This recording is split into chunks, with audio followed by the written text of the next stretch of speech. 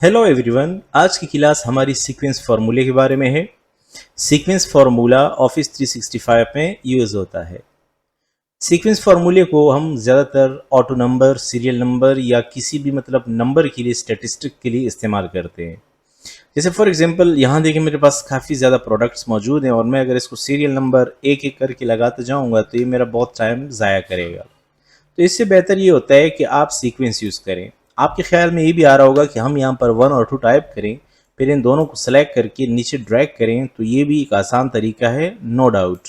ये भी एक आसान तरीका है ऑफिस 365 अगर आपके पास नहीं है, आसान तरीका है। लेकिन यहाँ मसला ये होता है कि अगर मैं यहाँ पर फॉर एग्जांपल एक न्यू रॉ इंसर्ट कर दूँ तो ये देखें अब यहाँ पर सीक्वेंस आपका ख़राब हो रहा है।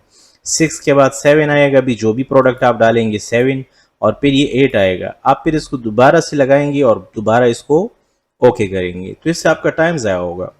या अगर आप कोई सेल यहाँ से कोई रॉ डिलीट कर लेते हैं तो भी यही मसला आपके सामने आएगा कि 6 का जो नंबर है उसके बाद 7 मिसिंग है क्योंकि आपने डिलीट कर दिया है। तो इस मसले को हल करने के लिए फिर ऑफिस में सीक्वेंस का फॉर्मूला इंक्लूड कर दिया गया है। आप क्या करें, जस्ट टाइप करें। आप ये देखें कि आपके पास सीरियल नंबर कहाँ तक जाएगा, ये 50 तक जा रहा है क्योंकि एक इसमें हेडिंग है। तो आप जस्ट टाइप करेंगे सीक्वेंस। जैसे सीक्वेंस टाइप करें आप यहाँ पर टाइप कर दें 50 और जस्ट एंटर करें तो ये देखिएगा 1 से लेकर 50 तक सारे नंबर आ चुके हैं। अब अगर यहाँ पर आप कोई भी रो इंसर्ट करते हैं तो इससे कोई फ़र्क नहीं पड़ेगा, देखें वो उसी तरीके से सीक्वेंस बरकरार है। और अगर आप यहाँ से कुछ डिलीट कर लेते हैं तो भी इससे कोई फ़र्क नहीं पड़ेगा क्योंकि सीक्वेंस फार्मूला सीक्वेंस को बरकरार रखेगा। तो इस वजह से सीक्वेंस फार्मूला बहुत इंटरेस्टिंग फार्मूला है और इसको आप सीरियल नंबर के लिए यूज़ करेंगे। इसके अलावा इसके इस्तेमाल का तरीका मैं आपको बताऊं। सीक्वेंस का फॉर्मूला क्या करता है, जैसे आपने टाइप कर दिया सीक्वेंस और ब्रैकेट में आपने जितने नंबर बता दिए, अगर आपने कहा 100 तो ये 100 रॉ गिन के देगा आपको। हमने यहाँ पर कॉलम की तादाद नहीं बताई। पहला नंबर हमेशा क्या होता है, ये नंबर ऑफ रॉस के लिए होता है। जैसे एंटर करेंगे तो 1 से लेकर 100 तक गिनती आपके सामने आ जाएगी। लेकिन अगर आप इसके अंदर डबल नंबर दे देते हैं तो पहला नंबर जो है ना वो रॉ का होता है और दूसरा नंबर आपके पास कॉलम का है। अभी मैंने कहा कि मुझे 100 रॉस चाहिए और 10 कॉलम्स चाहिए। जैसे एंटर करेंगे तो इसने एक बहुत बड़ी गिनती आपको लिख के दे दी जिसमें इन्होंने 100 रॉ कवर किए हैं और 10 कॉलम्स के अंदर काम किया है।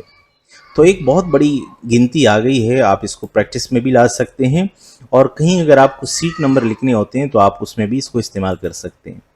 फिर इसमें तीसरा नंबर भी होता है। मैंने टाइप किया सीक्वेंस।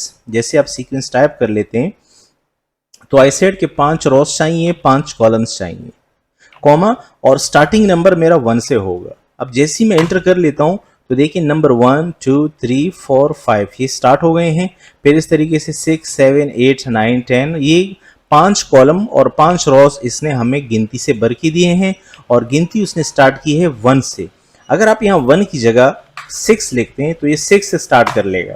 6 7 8 9 10 11 इसी तरह गिनती जाती रहेगी। अब अगर मैं कोई टेबल टाइप करना चाहूँ, फॉर एग्जांपल मुझे चाहिए कोई टेबल, तो आप टाइप करें सीक्वेंस। मुझे चाहिए 5 रॉ, 5 कॉलम, 5 नंबर से स्टार्ट होगा और नंबर ऑफ स्टेप 5 होंगे। अगर आप 6 करेंगे तो 6 का टेबल होगा लेकिन ये स्टार्ट 5 से होगा।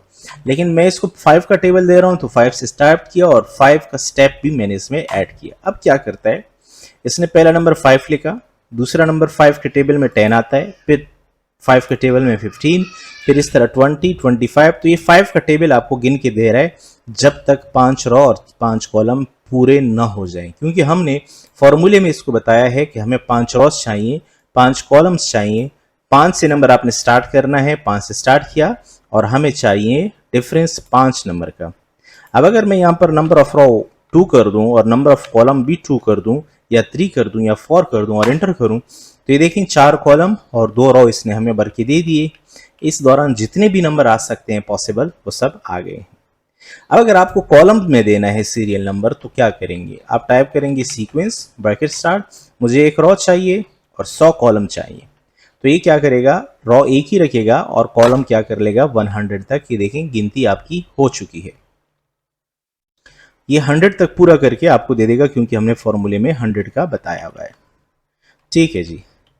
अब अगर फॉर एग्जांपल मैं ऐसा करता हूं इक्वल टू और सीक्वेंस मैंने दे दिया 10 तक, जैसे ही मैंने 10 तक सीक्वेंस दिया तो ये कॉलम में आ गए, मतलब रॉस गिन के दे रहे।